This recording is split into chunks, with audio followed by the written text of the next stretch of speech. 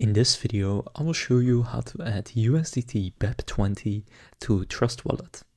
To do this, first just go and open up Trust Wallet, and then in the top right, you want to click on the two circles, and that will take you to Manage Crypto. Now in the top right, click plus. Now from here, just go and click on the search bar and search for Tether.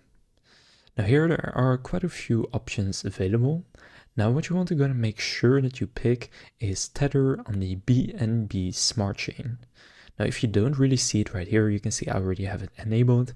Then instead what you want to do is setting it to, instead of all networks, just set it to BNB Smart Chain.